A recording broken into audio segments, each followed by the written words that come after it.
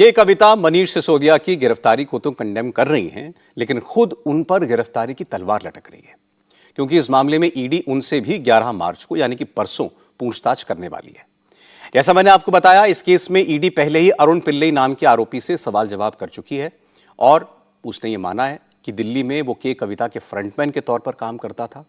अरुण पिल्लई ने यह भी कहा है कि शराब के लाइसेंस के बदले आम आदमी पार्टी को 100 करोड़ रुपए देने की बात हुई थी। यानी ईडी के पास के कविता से पूछताछ करने के लिए कई सवाल हैं, लेकिन के कविता आरोप लगा रही हैं कि मोदी सरकार उनके खिलाफ राजनीतिक बदले की भावना से काम कर रही है। के कविता का कहना है कि इस साल तेलंगाना में विधानसभा चुनाव होने हैं और बीजेपी किसी भी तरह तेलंगाना चुनाव जीतना चाहती है। जब जन समर्थन नहीं मिल रहा है तो अब उनकी पार्टी यानी कि भारत राष्ट्र समिति के नेताओं के खिलाफ जांच एजेंसियों को लगा दिया गया है। के कविता ने कहा कि वो और उनकी पार्टी डरेंगी नहीं और बीजेपी को एक्सपोज करती रहेंगी। हमारे खुद के पार्टी में मिनिमम 15-16 लोगों को, एमएलएस को, एमपीस को, मिनिस्टर्स को टारगेट करके अलग अलग केसेस में बुलाने का काम कर रहे हैं। तो मेरा मोदी जी से, बीजेपी से एक ही विनती है कि आप जनता के पास जाइए। आपने किस तरीके का डेवलपमेंट किया है, तेलंगाना के लिए आपने क्या किया है, देश के लिए आपने क्या किया है, वो बताइए। उनका दिल जीतिए, बाद में इलेक्शन जीतिए। लेकिन हम इलेक्शन हारेंगे या जीतेंगे, एनफोर्समेंट डायरेक्टरेट यूज करेंगे, बैकडोर से गवर्नमेंट में आएंगे, इस तरीके का तो हमने देख लिया है। 9 राज्यों में चला है और तेलंगाना में वो चल नहीं पाया। उन्होंने कोशिश किया है लेकिन हमने चलने नहीं दिया। तो इसीलिए उनका अभी एफर्ट ये है कि किसी भी तरीके से ईडी डाल दो, धमका दो, डरा दो। लेकिन हम भी मोदी जी से और भारतीय जनता पार्टी से और पूरे देश की जनता से बता दें कि हम डरने वालों से नहीं हैं। हम एक आंदोलन करके स्टेट को हासिल करके आज स्टेट में सरकार चला रहे हैं। आगे चल के भी हम जनता के लिए ही काम करेंगे और हम बराबर मोदी जी का, भारतीय जनता पार्टी का जो फेल्यूर्स है उसको एक्सपोज करते ही रहेंगे। के कविता ने आज मोदी सरकार पर आरोपों की झड़ी लगा दी। वो पूरी तैयारी के साथ आई थी। के कविता ने कहा कि मोदी सरकार ने हर जांच एजेंसी के चीफ के कार्यकाल खत्म होने के बाद भी एक्सटेंशन दिया है, जिससे कि वो हर सरकार की बात माने। के कविता ने कहा कि प्रधानमंत्री मोदी को अपनी ताकत का घमंड हो गया है, लेकिन भगवान इंसाफ जरूर करता है। के कविता ने महाभारत का उदाहरण देकर समझाया कि धर्म उनके साथ है और जीत उनकी ही होगी। मुझे एक बहुत इंटरेस्टिंग किस्सा याद आ रहा है। महाभारत का युद्ध चल रहा होता है, दुर्योधन जा रहे होते हैं युद्ध में, तो अपने माताजी गांधारी के पास आते हैं और पूछते हैं, माताजी मैं तो संग्राम में जा रहा हूं, मुझे आशीर्वाद दे दो। तो माताजी गांधारी बहुत एक अच्छी लेडी है, स्ट्रांग कैरेक्टर वाली लेडी है। तो दुर्योधन को जानती है, दुर्योधन के तरफ गलत है, तो वो आशीर्वाद कैसे दे दे विजय होने की। तो वो एक आशीर्वाद ऐसा देती है, गांधारी माता बोलती है, ये तो धर्म ततो जय, यानी धर्म जिस तरफ है उसका जय हो। आज मैं भी वही बोलती हूँ, धर्म जिस तरफ है उसका ही विजय हो। देखिए, जेल में रखने से कृष्ण भगवान का पैदा होने से किसी ने रोक नहीं पाया। अज्ञातवास में रह के अर्जुन का तो शूरता कभी कम नहीं हुआ। वनवास में जाने के बाद भगवान श्री राम और भी स्ट्रांग हो गए, लोक कल्याण के लिए ही काम कर रहे थे। तो जब जब इस दुनिया में किसी को लगता है कि हम भगवान से पावरफुल है, हम इंसान नहीं है, हम सब कुछ कंट्रोल कर सकते हैं, सारे एजेंसीज को कंट्रोल कर सकते हैं, तब एक प्रिंसिपल ऑफ नेचुरल जस्टिस करके कुछ रहता है, प्राकृतिक न्याय, जरूर वो आगे आएगा। कल को बीजेपी के सरकार जिस तरह से तानाशाही कर रही है इस देश के साथ, पक्का वो न्याय आगे आएगा। तो मैं आज भी वही बोलती हूँ, हम ईडी में जाएंगे, वो आप जहां जहां बुलाएंगे वहां जाएंगे, क्योंकि हम मानते हैं कि हमारे साथ सत्य है, न्याय है, धर्म है। तो ये तो धर्म ततो जय, हमारे साथ भगवान है। के कविता को जवाब दिया उन्हीं के राज्य से आने वाले केंद्रीय मंत्री जी किशन रेड्डी ने।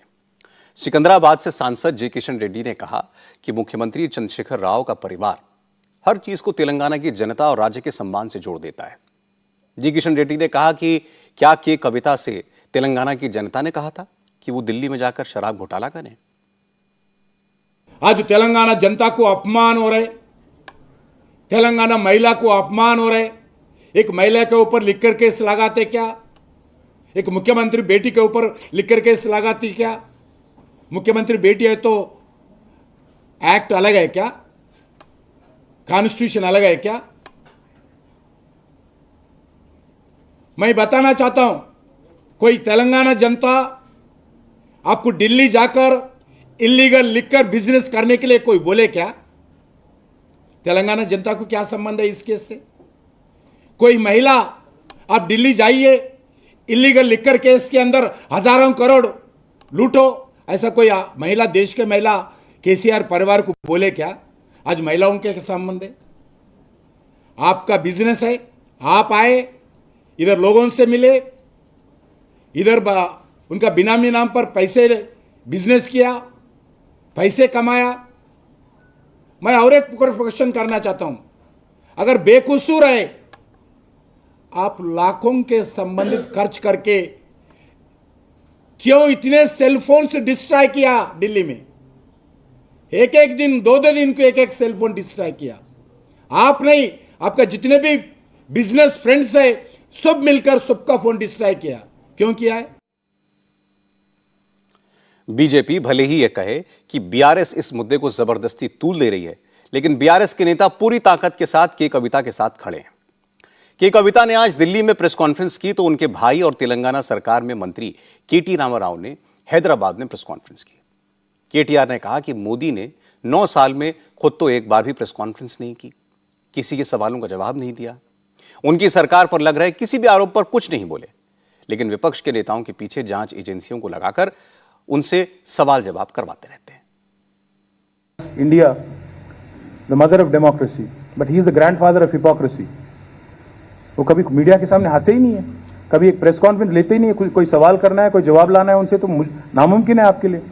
वो क्या डायलॉग था वो डॉन में, डॉन को पकड़ना मुश्किल ही नहीं नामुमकिन है, मोदी को पकड़ना जर्नलिस्ट के लिए मुश्किल ही नहीं नामुमकिन है तुम्हारे लिए।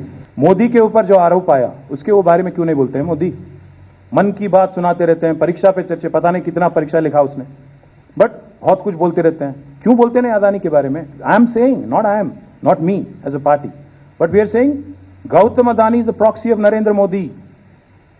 Will he answer it? Will he stand up to scrutiny? Will he take a lie detector test? Does he have the guts to come in front of the country?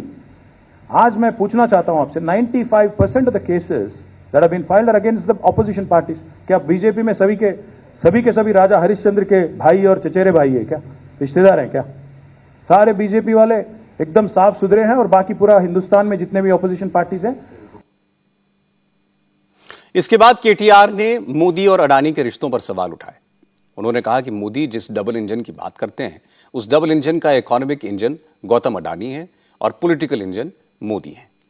Modi के जरिए अडानी पैसे कमाते हैं और फिर इलेक्टोरल बॉन्ड्स के जरिए वो पैसा बीजेपी तक पहुंचाते हैं। This harassment, this political vendetta and intimidation might work elsewhere for Narendra Modi. He's playing with fire, and I'm sure he will realize it in days to come. And I'm alleging directly, Gautam Adani is proxy of Narendra Modi. The double engine he talks about, the economic engine is Adani, the political engine is Modi. Adani siphons money by way of Modi's propaganda, gets that money in the form of electoral bonds and other funds, transfers it to BJP, and BJP then uses the same money to purchase MLAs, to dethrone governments, democratically elected governments, to split parties, and then if that doesn't work, they'll set all these agencies like hunting dogs against opposition parties to demoralize us. Modi only knows two things. The double engine he talks about is either Jumla or Hamla. या तो जुमले से काम चलाओ, लोगों को गुमराह करो, बेवकूफ़ बनाओ, वोट ले लो, ख़त्म करो, और फिर बाद में गायब हो जाओ। 15 लाख बोलो, 20 लाख करोड़ पैकेज बोलो, कुछ भी बकवास बोलो, वोट ले लो, फिर गायब हो जाओ। वरना अगर बात नहीं मानते हैं तो हमला करो, ईडी भेजो, सीबीआई भेजो, आईटी भेजो। मैं आपसे पूछना चाहता हूं, आज तक मोदी जब से आए हैं 9 साल में, कितने लोगों पे, कितने बीजेपी लीडर पे आज तक केस हुए, बताइए आप मुझे। इंडिया टीवी हर वक्त हर जगह डाउनलोड करने के लिए सर्च करें India TV news Google play store या ऐप स्टोर पर।